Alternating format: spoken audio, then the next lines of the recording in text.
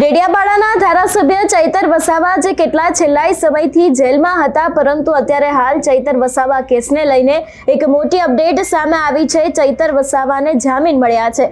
વિગતે ચર્ચા કરીએ સમગ્ર વિષયની। નમસ્કાર, હું હંસિની અને તમે જોઈ રહ્યા છો નિર્ભય ન્યૂઝ। ડેડિયાપાડાના ધારાસભ્ય ચૈતર વસાવા છે, તેમને મુશ્કેલીઓમાં ક્યાંક રાહત થઈ હોય એવું લાગી રહ્યું છે। ચૈતર વસાવાને હાઈકોર્ટમાંથી શરતી જામીન આપવામાં આવ્યા છે, એવી વિગતો સામે આવી રહી છે। ચૈતર વસાવાને ખાસ કરીને જે ભારતીય જનતા પાર્ટીના નેતા હતા સંજય વસાવા, એ લોકોની વચ્ચે એક મીટિંગની અંદર જોરદાર બબાલ થઈ હતી। સમગ્ર મામલો છે તે પોલીસ સ્ટેશન સુધી પહોંચ્યો હતો અને અંતે ચૈતર વસાવાની ધરપકડ કરવામાં આવી હતી। પરંતુ અત્યારે હાલ જે પ્રમાણે વિગતો સામે આવી રહી છે એ પ્રમાણે ચૈતર વસાવાને શરતી જામીન મળ્યા છે। જો કે હજી પણ આ કેસની અંદર કોઈક નવી અપડેટ આવી શકે છે તેવી શક્યતાઓએ જોર પકડ્યું છે। આમ આદમી પાર્ટી વિશેની વાત કરવામાં આવે તો છેલ્લા ઘણા સમયથી આમ આદમી પાર્ટી છે તે આ વાતનો વિરોધ કરતી આવી છે। ક્યાંક ને ક્યાંક ભાજપનું ષડયંત્ર ગણાવવામાં આવ્યું હતું, પરંતુ અંતે જ્યારે ચૈતર વસાવાને લઈને અત્યારે હાલ એક મોટી અપડેટ સામે આવી રહી છે। ચૈતર વસાવાને અંતે છેલ્લા ઘણા સમય પછી લગભગ 2 મહિનાથી ઉપરના સમયથી તેઓ જેલમાં છે ને અંતે અત્યારે હાલ ચૈતર વસાવાના જામીન છે તે મંજૂર થઈ ગયા છે। પરંતુ જે પ્રમાણે મેં આપના નેતા સાથે વાતચીત કરી હતી એ પ્રમાણે એમના દ્વારા કહેવામાં આવ્યું છે આ સમગ્ર જામીન છે તે શરતી જામીન તરીકે આપવામાં આવ્યા છે।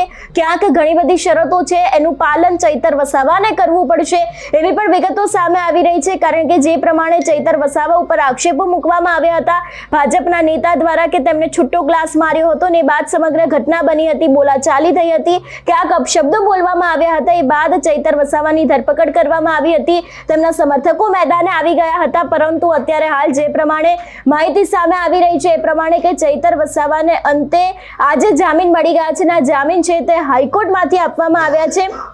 છેલ્લા કેટલાય સમયથી તેમના જામીનને લઈને ઘણી બધી અપડેટ વિશે આપણે વાતચીત કરતા આવ્યા છે અને ક્યાંક જે તેમના જામીન મંજૂર નહોતા થતા એની પાછળ આપના નેતાઓનું એવું કહેવું હતું કે આ દરેક વસ્તુ છે તે ક્યાંક ને ક્યાંક ભાજપ એક ષડયંત્ર કરી રહી છે। પરંતુ જે પ્રમાણે આજે જે કેસની અંદર સુનાવણી હાથ ધરવામાં આવી હતી ને એ જ સુનાવણીની અંદર અત્યારે હાલ તેમના શરતી જામીન છે તે મંજૂર થઈ ગયા છે અને ચૈતર વસાવાને ઘણી બધી એવી બાબતો છે કે જેનું પાલન કરવું ખૂબ જ જરૂરી રહેશે। જો કદાચ તેમને આ વસ્તુનું પાલન નહીં કરવામાં આવે તો પણ કદાચ કંઈક આ કેસની અંદર મોટી નવાજૂની થઈ શકે છે, પરંતુ શરતી જામીન આપવામાં આવ્યા છે એટલે તેમને ઘણી બધી એવી શરતો છે કે જેનું પાલન કરવું પણ ખૂબ જરૂરી માનવામાં આવશે। અને ખાસ કરીને જો વાત કરવામાં આવે ચૈતર વસાવા વિશેની તો લગભગ 2 મહિનાથી વધુના સમયથી તેઓ જેલમાં હતા ને અત્યારે હાલ જે પ્રમાણે માહિતી સામે આવી રહી છે એ પ્રમાણે ચૈતર વસાવા છે કે જેમને અત્યારે હાલ શરતી જામીન આપવામાં આવ્યા છે। નવરાત્રીની આજથી શરૂઆત થઈ છે ને ખાસ કરીને ચૈતર વસાવાને અત્યારે હાલ શરતી જામીન મળી ગયા છે એટલે ક્યાંક હવે આ કેસની અંદર મોટી નવાજૂની થઈ શકે છે તેવી શક્યતાઓએ પણ જોર પકડ્યું છે। જો કે હવે આ શરતી જામીનની અંદર શરતો કઈ હશે તે પણ જોવાનું રહેશે ને ખાસ કરીને હવે શું કરવામાં આવશે, કઈ શરતો મૂકવામાં આવશે એ પણ હવે આગામી સમયમાં જોવાનું રહેશે।